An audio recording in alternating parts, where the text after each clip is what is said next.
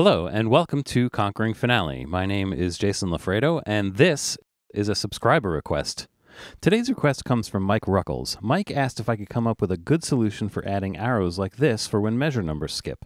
Now, these arrows are not that commonly seen, but some of the more detail-oriented theater copyists in New York will either use arrows like this or sometimes parenthesize instructions saying 248, for example. My initial thought, and possibly the most logical solution, is to use expressions for these arrows, but with expressions, even if they have perfect default positioning, you still have to keep track of where they are showing in the score and parts, and they can very easily get moved or deleted by mistake. So I began to wonder if there was a different way to do this, and boy, did I come up with a clever solution. Before I get into that, I just want to show you how you can submit a request for a video. First of all, you must be a subscriber, so click the subscribe button on YouTube and/or sign up for the mailing list by clicking this link on the website. Then, just send me an email here with your request. Lastly, if your request does make it to video, please consider a donation to the cause with whatever you can. It would be most appreciated. More details can be found following the link in the description below or directly on the subscriber request page of the website. Now, let's check this out because this is somewhat clever, if I may say so myself.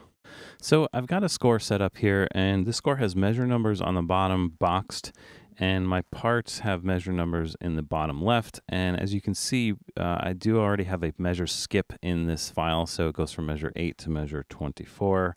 If I go back to the score, you'll see that on the bottom as well, measure 8 to measure 24. Now, the idea is that we want to get a little arrow to the left of this 24 pointing towards the 24 to indicate there is a measure number skip. And as I mentioned, the most obvious way to do this is with an expression. And in this file, I already have an expression set up that is a right-facing arrow. Now, this arrow actually comes from the Times New Roman font. You may not be aware, or you may be aware that some of these fonts have extensive character lists, and the way to find these special characters in the expression designer here is to just go to the text menu, go to Inserts, and go to Symbol. And this will pull up the entire symbol selection for the Times New Roman font. And as you can see as I'm scrolling down here, the Times New Roman font is exhaustive. There are almost 3,000 different characters in the Times New Roman font. And one of them, somewhere around here, number 2422, is a right-facing arrow. And if you select that, you'll see that I'll just get a duplicate of that. So it is possible to get that right from the Times New Roman font. And with some clever positioning, centered between bar lines with an additional offset, staff reference line, an additional vertical offset, you can get that arrow to automatically be placed in the correct spot. And then it won't matter like how many times you do this, it will always get put in the right place. Now, the issue with this is several-fold. In fact, if you go to the double base part, you will see that arrow here as well, completely in a random position for the part. So you will have to get a little bit clever and do stuff like with the expression tool, shift double click so that we can assign this to the score only.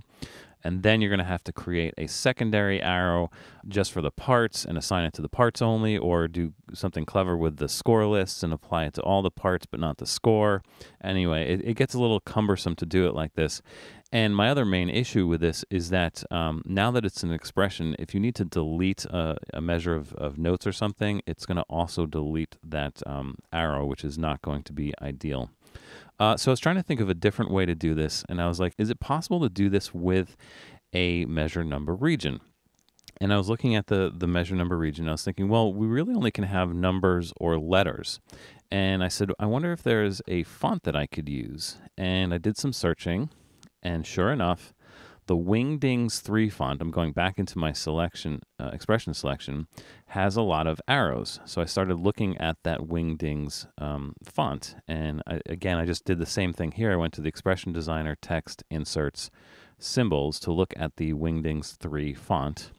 And you see that the Wingdings 3 font is mostly different types of arrows. The advantage of this is that a lot of these arrows are assigned to characters that we can access with the measure number region. In fact, this one over here is a lowercase g. Now, it is possible, of course, to get a measure number that is a lowercase g. So that's where this magic happens. I just happened to create this as an expression just to show you that, but I also have this set up in the right place. But now that I know that that exists, I can create that as a measure number region.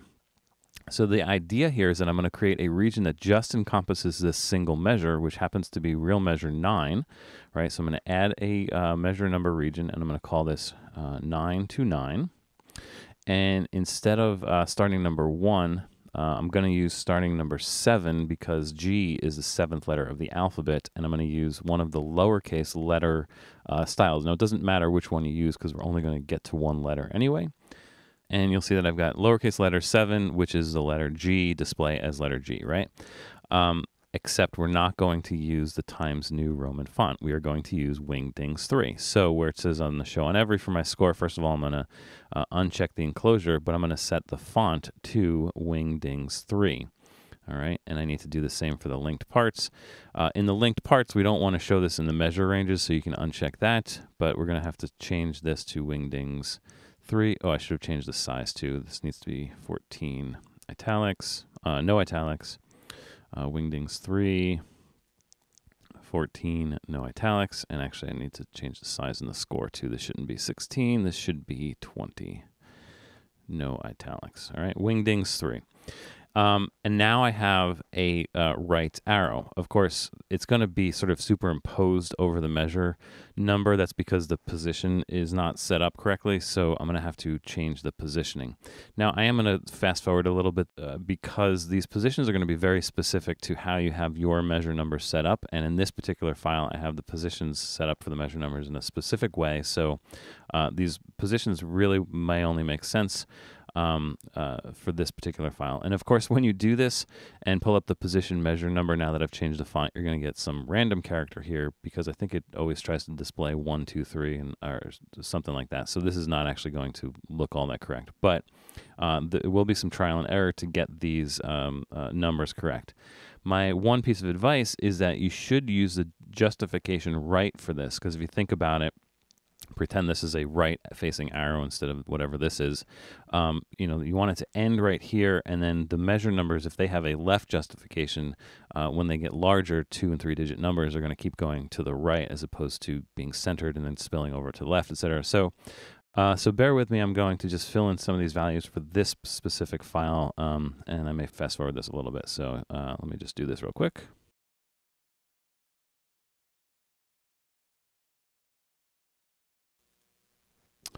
And I think that should be it. As I mentioned with the linked parts, you definitely want to unclick the measure ranges options here. And now that I've got this set, that position should be good to go. And so now you'll see the arrow pointing towards the 24. And let's see how this looks in the parts as well. See, there we have our flute 1 part, and we have the arrow pointing towards the 24. And now this should appear in the appropriate place in every single part. Right, so sort of no fuss, no muss.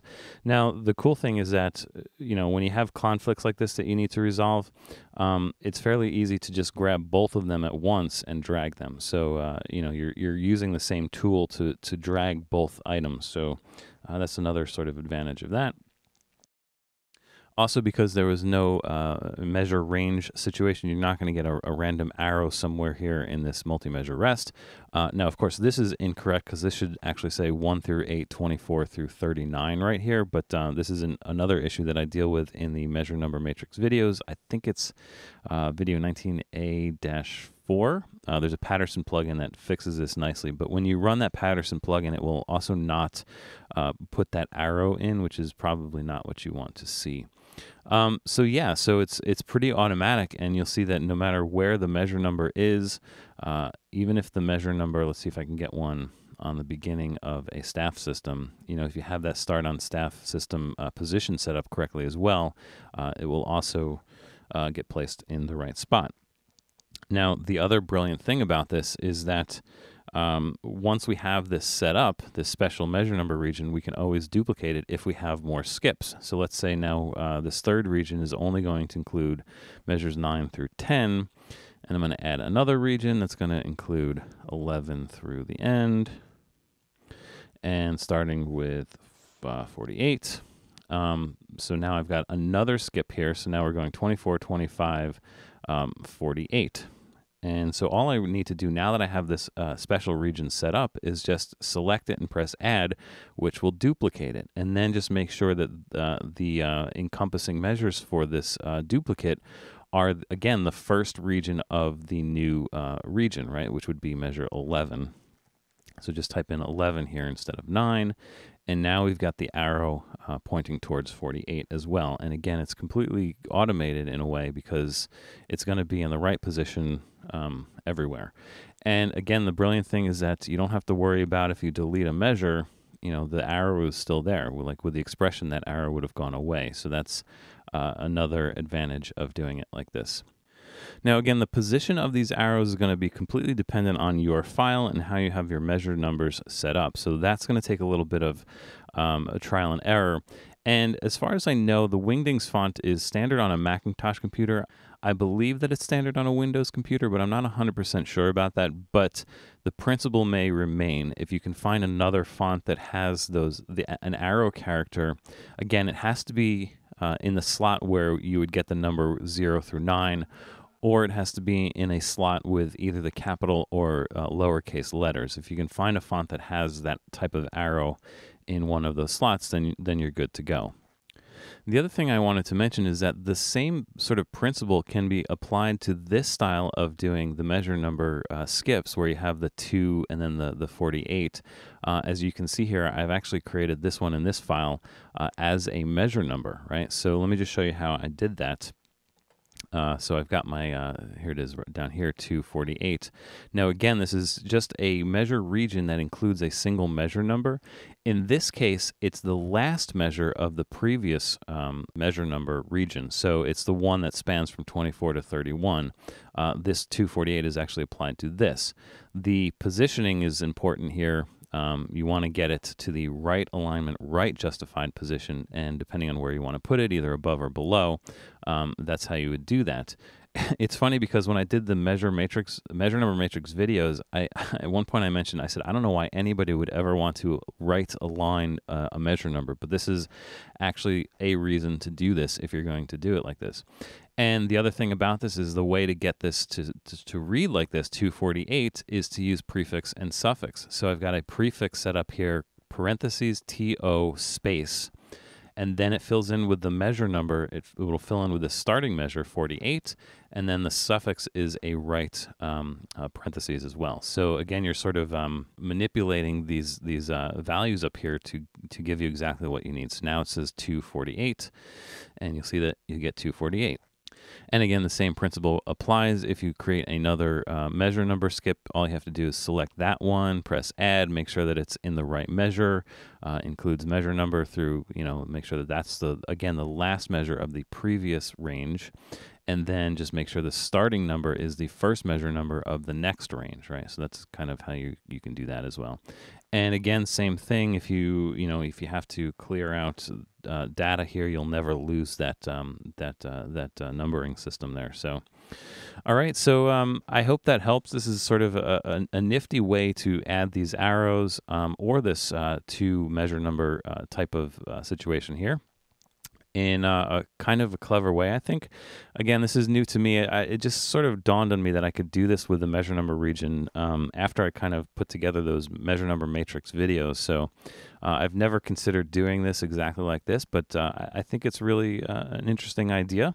I need to explore it a little bit more to see what other issues may appear doing it like this. But so far, it seems like it's sort of a solid solution to this. So anyway, Mike, I hope this has helped. And if you want to submit a subscriber request video, just go to the website www.conqueringfinale.com. There is a page specifically for subscriber requests, and it will tell you how to submit your own request. And just email me, and I will do my best to create a video for you.